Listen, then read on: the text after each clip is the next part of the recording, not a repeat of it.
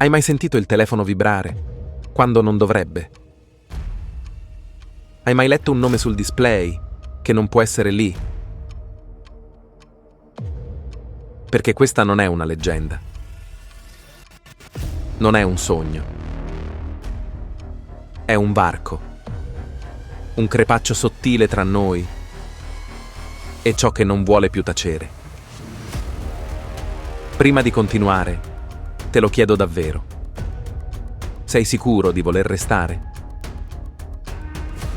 Perché da qui in avanti tutto cambia.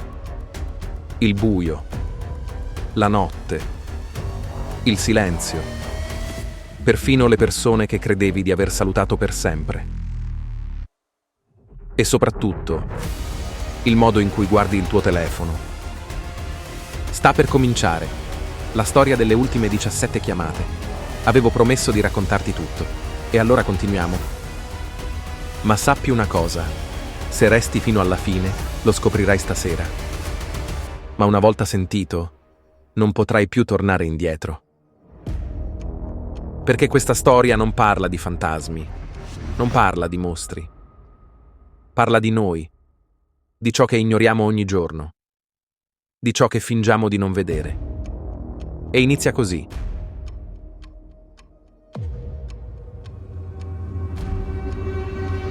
La prima chiamata arrivò alle 02:14. Un orario che non porta mai notizie buone. Un orario in cui il mondo dorme e solo ciò che non è umano rimane sveglio. Sul display appariva un nome impossibile, un nome che non doveva più esistere. Elena. La voce era bassa, distorta, rotta. Mi senti? Solo questo, nient'altro. E dimmi, che fai quando succede una cosa così? Chiami la polizia? Ti convinci che è uno scherzo? O hai troppo paura per perfino toccare il telefono? Poi venne la seconda chiamata. Poi la terza. Poi la quarta. 17 in tutto. Sempre alla stessa ora. Sempre con la stessa domanda. Mi senti? Ma la cosa più inquietante non era la voce. Era il rumore sotto. Quel fruscio lento. Quel respiro trattenuto, quel passo trascinato, come se qualcuno fosse accanto a lei, o dietro di lei, o, peggio, come se qualcuno la stesse guidando. Ti sei mai chiesto che cosa può imitare una voce umana? Che cosa può ripetere frasi senza capirne il significato? Che cosa può richiamare solo chi vuole davvero essere trovato? E poi c'era quel dettaglio, il più assurdo, il più impossibile. Il telefono da cui arrivavano le chiamate era stato ritrovato spento, scarico, abbandonato, vicino al luogo della scomparsa, un telefono morto, che continuava a chiamare. Perché? Da dove partivano davvero quelle chiamate? E soprattutto, chi stava cercando di parlare. Ogni notte le chiamate diventavano più lunghe, più fragili, più disperate. Mi senti? Mi senti? Mi senti? Come un eco, come un lamento, come una voce imprigionata in un luogo dove non dovrebbe esserci voce. Ti sei mai chiesto dove finisce una persona quando scompare senza lasciare tracce? Ti sei mai chiesto se l'ultima cosa che sente è silenzio o qualcosa che respira? La notte della 17ª chiamata successe qualcosa. Qualcosa che nessuno sa spiegare. Qualcosa che nessuno vuole spiegare. C'era un suono, un colpo, una porta, un passo e poi un sussurro. Non era più la sua voce. Non era più Elena.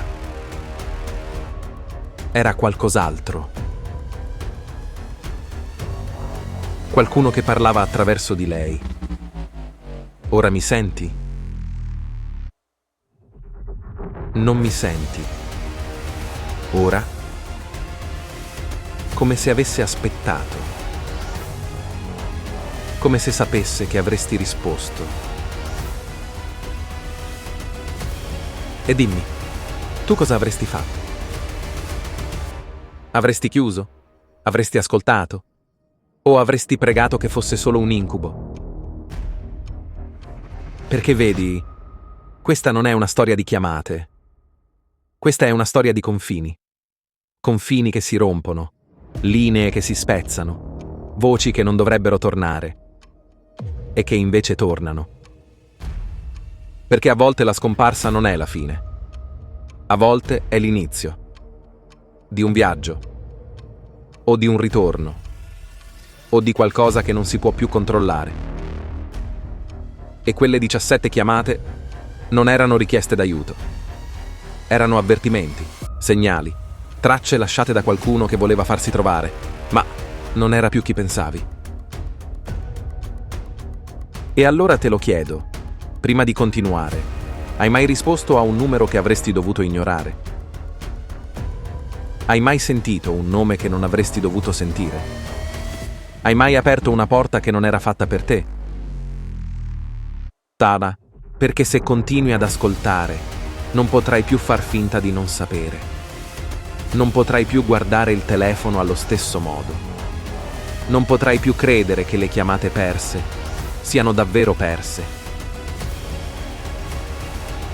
A volte qualcuno ti chiama perché vuole tornare. A volte perché vuole portarti con sé. E tu adesso che fai? Resti ad ascoltare? La verità venne fuori solo dopo. Quando ormai era troppo tardi. Quando qualcuno, per curiosità o per follia, fece quello che non doveva fare. Riascoltò tutte le chiamate, una per una. 17 volte. 17 respiri diversi. 17 ombre che si intrecciavano. E in fondo alla traccia, nella 17ª, si sentiva una voce. Non quella di Elena. Non quella di un uomo. Una voce dietro. Un sussurro che molti non notarono. Un sussurro che solo chi ascolta storie maledette conosce bene. Una frase. Poche parole. Sottili. Taglienti. Non è la prima volta. E tu lo sai cosa vuol dire, vero? Che non era un caso isolato.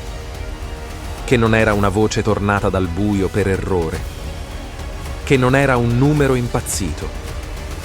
Qualcun altro è già stato chiamato. Qualcun altro ha risposto. Qualcun altro non ha mai più parlato. E allora ti chiedo, quante storie come questa ti ho già raccontato? Quante altre ne ascolterai? Quante chiamate stanno già arrivando adesso, mentre senti queste parole? Perché la 17ª chiamata non era un addio. Era un invito.